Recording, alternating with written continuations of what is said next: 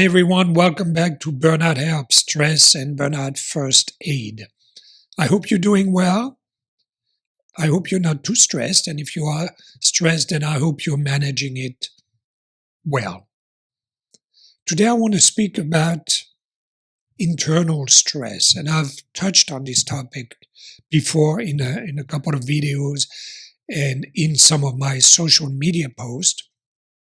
But I want to go back to it because I recently had a discussion with a friend who's a doctor, a holistic doctor, and he has a very, very interesting understanding of the relationship between the brain, our emotions, our nervous system, and our internal health.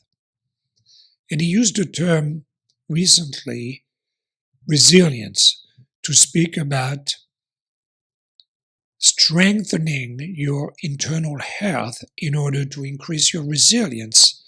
And I found that very interesting because when we speak of resilience, most of us tend to think of the emotional, the stress resilience. Yeah, so first you have to make an effort to be resilient mentally, and then your body and the rest will follow. That is the more or less accepted way of looking at resilience. But he used it in the other direction. He used it to say that in most cases, not actually, I don't know if I should say most cases, but in a lot of cases, we are talking about internal resilience, as in resilience of your organs, of your hormones, of your neurotransmitters, of your gut health, of other indicators and markers of health and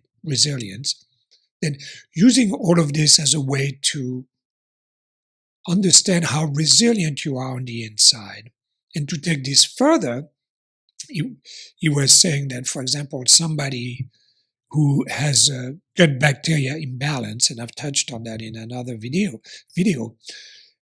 there's a cascading effect. So gut bacteria imbalance, everybody has heard of it, take your probiotics, fine. But actually, in some cases, you have to dig a little bit deeper. First of all, are you able to really correct this easily and quickly with a couple of probiotics, or do you have something that runs a little deeper? It could also be a bacteria in your stomach. It could also be SIBO. It could also be a parasite. It could also be an allergy to mold. It could also be a relationship to histamine. There are so many different things, but the point is, as soon as you have one of these things, whatever it may be, all these examples I just mentioned, and it lingers, what happens is that you're starting a stress reaction in the body.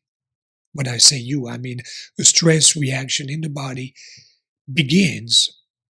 And again, when it lingers, we might not really pay too much attention to it.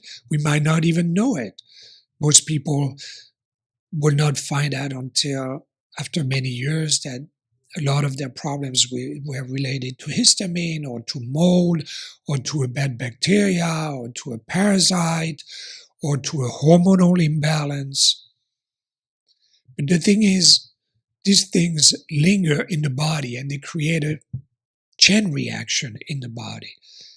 A bad bacteria in your gut, it's not just, ooh, I'm bloated or I have stomachache.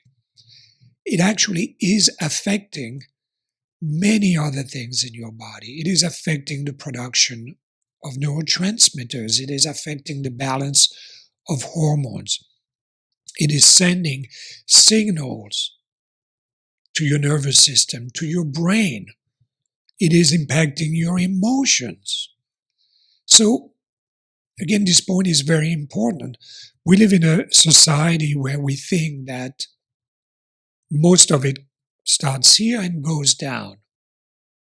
I am creating this problem in my body because of the my because I'm stressed, or because I'm emotionally I'm very sad at the moment. And yes, of course, there is an impact.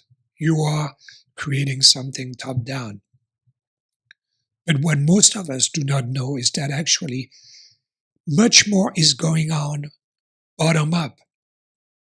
A couple of bad bacteria, going back to that example, in your intestinal tract have the potential to create a constant state of stress that becomes a part of yourself. And you think, I'm stressed. Oh, it must be because I have these bills to pay or because of what my boss told me. Yes, these things play a role.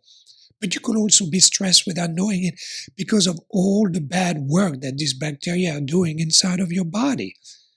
Or because you've been living, working with a hormonal imbalance, or because your neurotransmitters are upside down.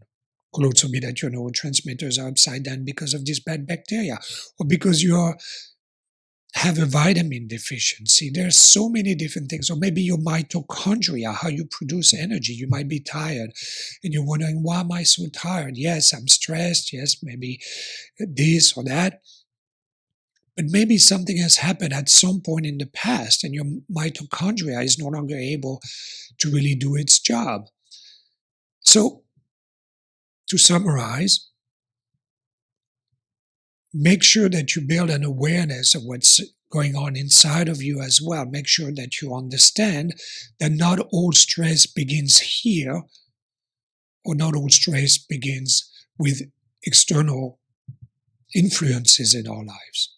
A lot of our stress and how we feel and how we deal with these external influences actually comes from inside. Right? So a person whose mitochondria, whose vagus nerve, whose gut, whose hormones, neurotransmitters, all of this is working very well, is going to be much more resilient to whatever life throws at them. And somebody who's got a dysfunction inside, probably without even knowing it, is going to be a lot less able to deal with the stress of life and of work. So it goes both directions, but it goes more strongly than you think from the bottom or from the inside to the outside, or maybe from the bottom up. That is the stress that internal dysregulation, internal problems may cause, how they may influence our emotions and our reactions.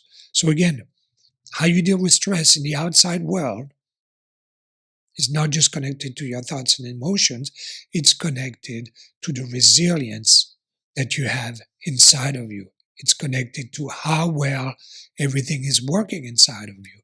So I'm not saying get paranoid. Paranoia is never a good idea. Hypervigilance is never a good idea.